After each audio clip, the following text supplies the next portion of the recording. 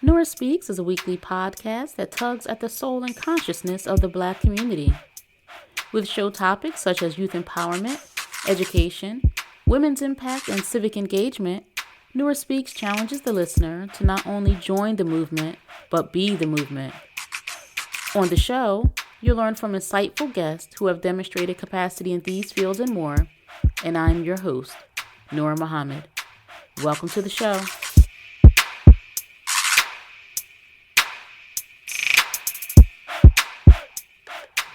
Welcome to another episode of the Nora Speaks podcast, and I'm your host, Nora Muhammad, and welcome to episode 239 of the podcast. This episode, I'm going to talk about unity, faith, and leadership, looking and observing our community and our outcomes. As you know, if you are a returning listener to the podcast, that this show is predominantly and primarily about improving the conditions, improving our outcomes for all of our people, Black people here in North America. And it is uniquely about this group of people because, one, I am a member. And as a member of the Black community, I recognize that we have unique challenges and unique conditions. And, you may say, well, other people experience poverty. Other people experience addiction in America. But it's not just, those sorts of outcomes, addiction and poverty. And you're right, all types of people experience that. We do experience, children being born without having a mother and father in their lives. That's not something that's unique to us. And we may say that, Nora, not all of the experiences and conditions of our people are negative that need improving.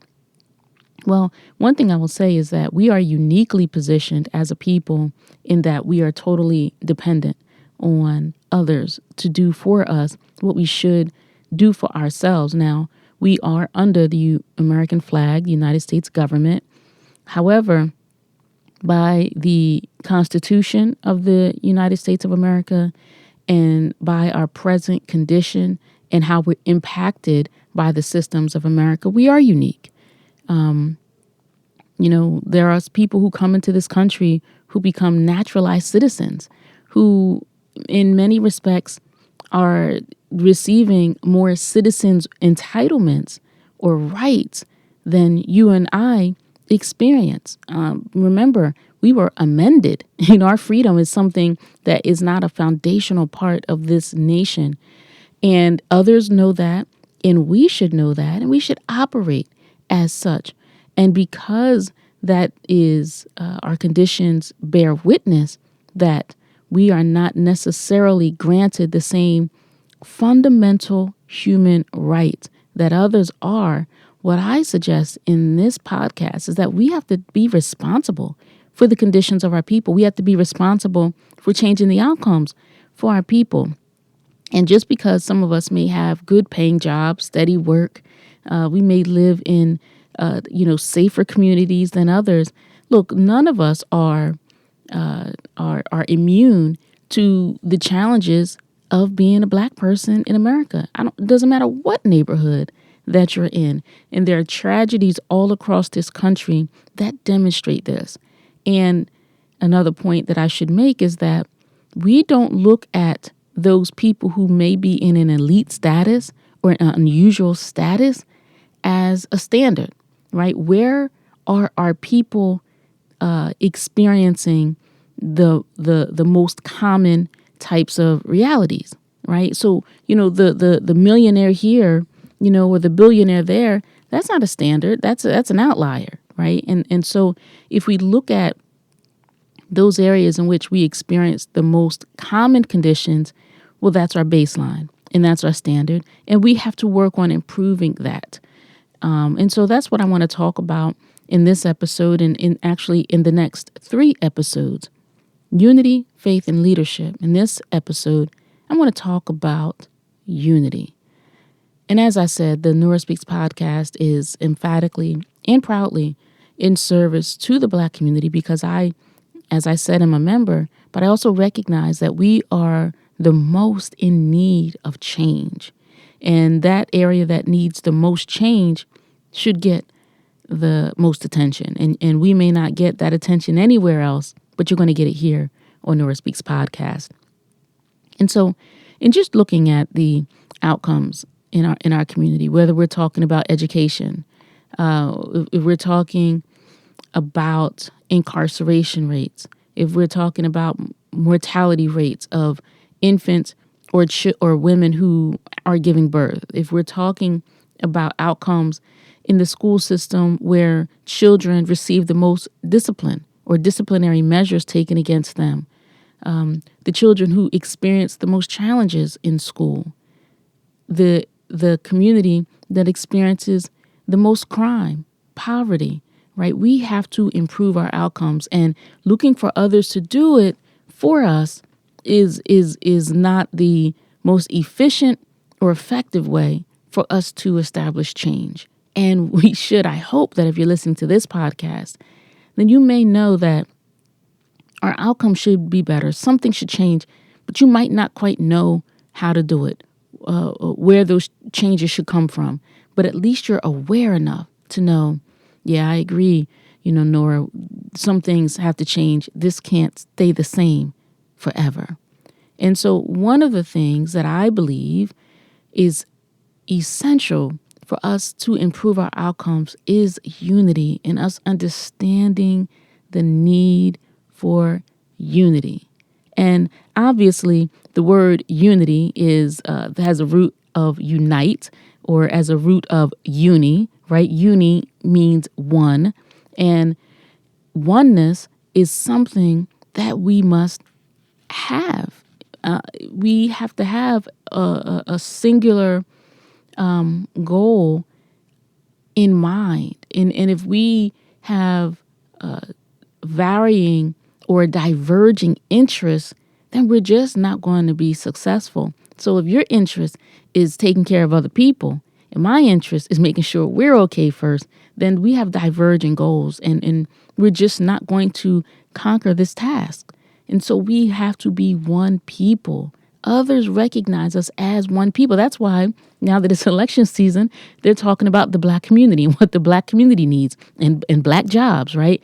They're not just talking about a specific African American or so-called Negro or Black person. They're not just talking about the Black people in Texas or the Black people in Florida, the Black people in Utah, or the Black people in California. When they say Black jobs, brothers and sisters, they're talking about all of us in North America, not just a select group of us. So understand that others see us as one. We don't see ourselves as one. And so, but we are one, or we should be one. And throughout this episode, I'm going to use our physical bodies as a model to illustrate my point, not just in this episode and in the 2 following episodes. So what is possible for us without unity? Unity is us acting in concert, acting as one, working towards the same goal, working towards solving our problems together. And there's nothing wrong with us being joined, united, as one. There's nothing wrong with that. We observe other people doing it all the time, and we might like what we might consider the radical or the strong talk of one, but we don't necessarily like the walk as one. And so for us to make any change, we have to be united. We have to work as a whole. And so let's think about areas in which we accept unity. And it's easy to accept unity, right? If we're playing sports, right? If we're playing basketball, then your coach calls out a play, and everybody should run their position. If everybody runs their position and does it well and keeps it tight, then more than likely you're going to accomplish the task and score a basket, right? Same thing with football, right? You have the quarterback. If you're on offense, you have the quarterback, you have the lineman, you have the receivers, right? You have the running back. Everybody has to play their position. on that field. We understand unity in sports. We understand unity in a band, right? You can be in a band. You say, well, somebody's off. Somebody's off, right? If you are in the church choir, right? The choir director will say, hold on, somebody is off. And what's interesting about a church choir is that they're singing one song, but not all singing the same line, the same note, the same words in a choir, right? But they work in unity, and they have someone in leadership, the choir director, right?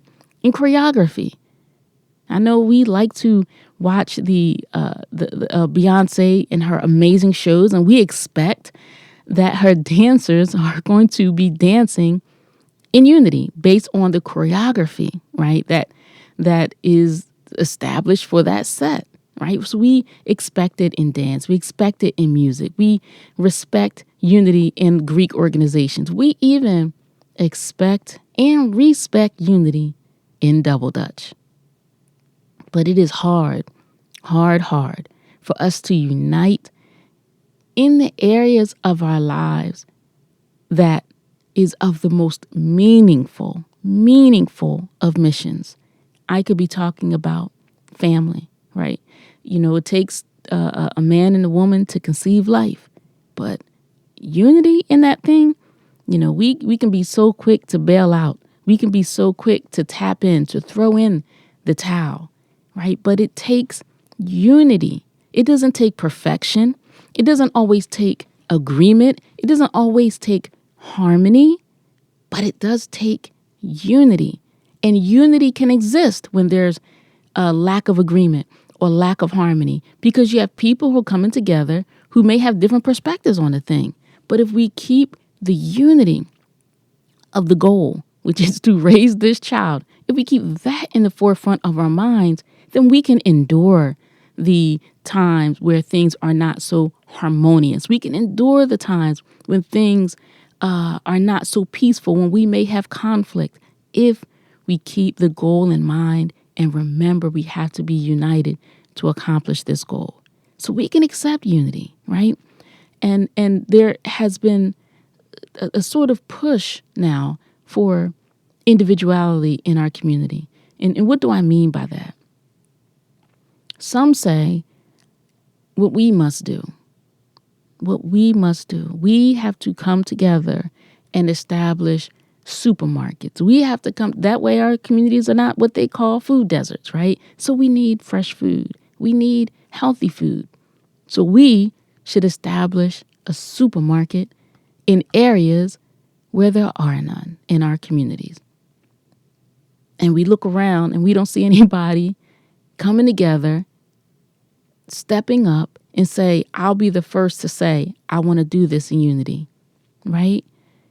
But you have an individual who wants to open a grocery store, and the individual who wants to open a grocery store may have the expectation that everybody else in the community should support them. But the person who wants to open the grocery store wants to be an individual. They don't want to be a part of an organization. They don't want to be a part of a group. They don't want to work in group operations because they just don't work well with others, right? I don't have time for people. I don't have time to sacrifice. I don't have time to commit. I don't have the mind for it, nor do I have the spirit to work in unity and harmony with others. I, my individual self, want to establish a grocery store, right? And so you can do that, your individual self, but you want the collective support of your community to make it successful? Well, then you got to tap in. You got to plug in, right? So we can't have unrealistic expectations. We have to understand that real change requires a foundation of people.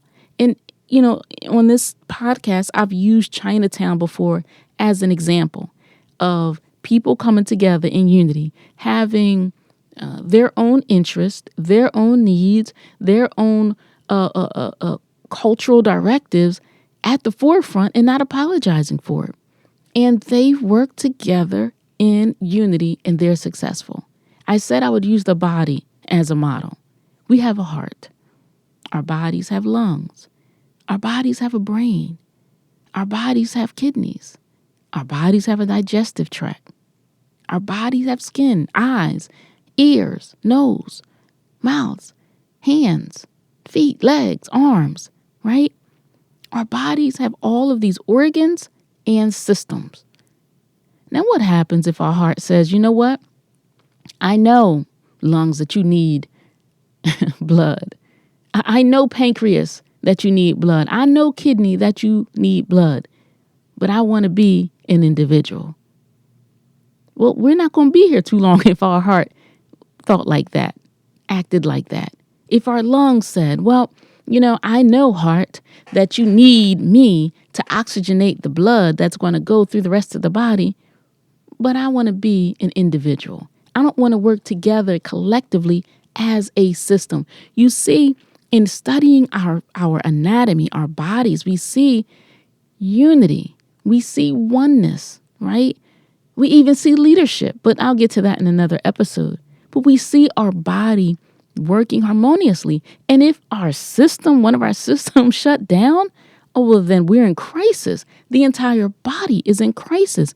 If we have kidney failure, if we have a heart failure, if we have respiratory failure, our bodies are in trouble.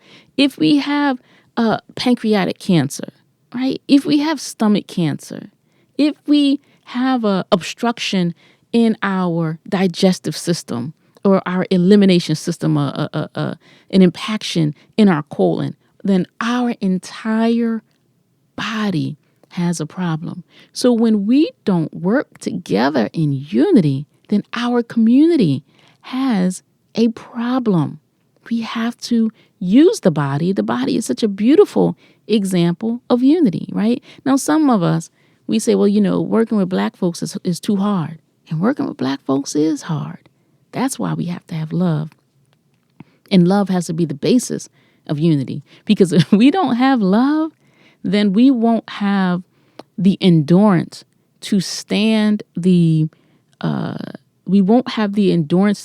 time when things are not harmonious, when there are conflict. Going back to my earlier example of raising a child. Listen, it takes a woman and a man to create one. It should have a woman and man raise one. And the what we want to establish with that child requires a great deal of love, because I have to endure the lack of harmony that I may experience in a marriage, right? You may have conflicts in a marriage. There may be disagreements, but love should be the basis of that unity, because that can endure all. And that's what helps make marriages successful, is having love as the foundation and knowing that there's an objective here, right? And so same thing with us in working together in service of our community, of our people, and improving outcomes. If love is not the basis of that unity, then so many of us tap out. We tap out of ours and we want to tap into other people's communities. But listen, I have to be frank with you. No people is interested in us coming into theirs when they know that we can't unite with ours. It just doesn't work. I'll use the body again as an example. Your heart that doesn't want to pump blood to your kidneys, that doesn't want to pump blood to your extremities. The heart as a muscle that says, I'm not working in unity with this body. I'm not doing it. Well, they are not going to use that heart that fails to work and transplant that heart into another body of a person who has heart failure, who needs a transplant. That heart is not going to be transplanted. Now, the heart that is working efficiently, that is healthy in a person who passes away, they will preserve that organ, and that organ will be transferred into the body of somebody who's having heart failure, because that's a functional organ. We can't be non-functional amongst our own and then say, well, I want to go to Ghana and unite with them. I want to go to South Africa and unite with them. look unattractive and we look unappealing when we can't unite with self. I mean, how is it that your neighbor who does not get along with their own mother, their own father, their own siblings, and comes and beats their back in, eats their back out, and trashes their own family, but they say, can I move in here with you? You're like, no, I don't need you over here. So unity. We have to work together to establish anything meaningful for our people is going to take unity. Now, as I said, love should be the thing that anchors our unity. But we have to think about what interrupts unity: jealousy, envy, self-hatred, laziness, selfish, suspicion. If we're suspicious, if we're lazy, if we have self-hatred and jealousy, we're not going to be able to work together in unity. And we have to recognize that what our people need should supersede our own personal flaws of jealousy and insecurity that causes suspicion. We should work on those things in ourselves. Because if we find that we're not able to unite with somebody else, I know we like to point the finger, but that finger perhaps should be pointed at ourselves. We have to establish and understand unity. Use your body as a model. And we are a body of people. Black people in America, we are a body of people. And if we don't recognize that we are each individual parts of that body and don't want to come together and work collectively, we're going to have failure. The body fails when our organs don't work.